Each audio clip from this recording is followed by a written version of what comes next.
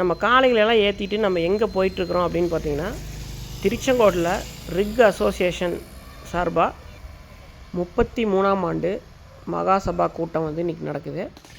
இங்கே வந்து பார்த்திங்கன்னா எக்ஸிபிஷன் வந்து போட்டிருக்காங்க. நிறையா ஸ்டால்லாம் போட்டு ரிக்கு சம்மந்தமானது அந்த மாதிரியெல்லாம் வந்து ஸ்டால் போட்டிருக்குறாங்க. இங்கே வந்து நம்ம நாட்டு மாடுகள், இந்த குதிரைகள், ஒட்டகம் இந்த மாதிரி இதெல்லாம் வந்து பங்கேற்புக்காக நம்மளை வர சொல்லி கேட்டிருந்தாங்க. நம்ம மாமா வந்து அதில் ஒரு பொறுப்பில் இருக்கார். அதனால் கொண்டு வர சொல்லியிருந்தாங்க. நம்மளது மட்டும் இல்லை, அது இல்லாமல் இன்னொரு டீம் கொண்டு வந்திருந்தாங்க. காராம்பஸ் காளை ஒன்று, மயிலக்காளை ஒன்று. நம்மளதும் பார்த்திங்கன்னா அதே மாதிரி மயிலக்காளையும் காராம்பஸ் காளையும் கொண்டு வந்திருந்தோம்.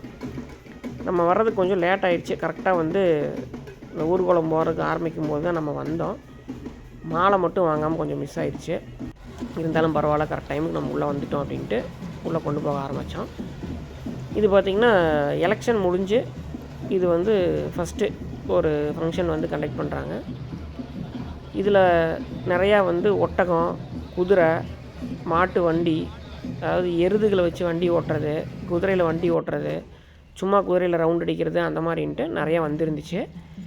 அது இல்லாமல் ரிக்கு வந்து நம்ம லாரியில் தான் அதிகமாக பார்த்துருப்போம். அது இல்லாமல் ஹிட்டாச்சி வண்டியில், டிராக்டரில் அந்த மாதிரி நிறையா வெரைட்டிஸில் என்னென்ன இருக்கோ எல்லாமே இங்கே ஸ்டால் போட்டிருந்தாங்க.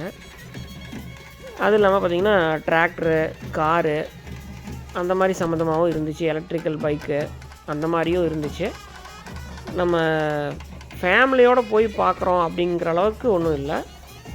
தொழில் செய்கிறவங்க, தொழில் ரீதியாக வந்து நம்ம பார்க்கணும் அப்படின்னு நினைக்கிறவங்களுக்கு யூஸ்ஃபுல்லாக இருக்கும்.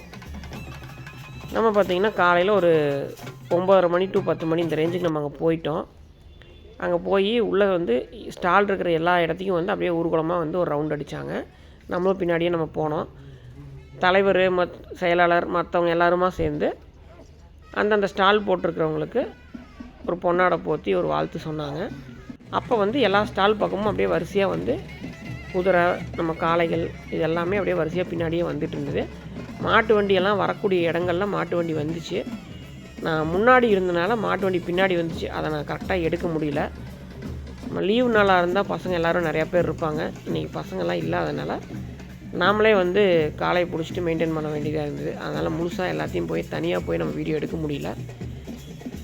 இது வந்து நம்ம கடைசி எண்டுக்கு வந்துவிட்டோம். நான் எல்லா இடத்துக்கும் எடுக்கல, ஒரு சில இடத்துக்கு தான் எடுத்தேன். இதுதான் பார்த்திங்கன்னா நம்ம வந்து கடைசியாக வந்து ஒரு இடம் ஒதுக்கியிருந்தாங்க.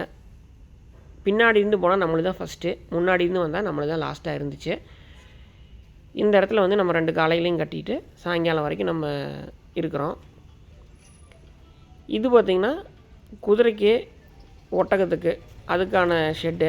ஒட்டகம் வந்து நல்லா சூப்பராக கொண்டு வந்துருந்தாங்க. நல்லா அலங்காரமெல்லாம் பண்ணி.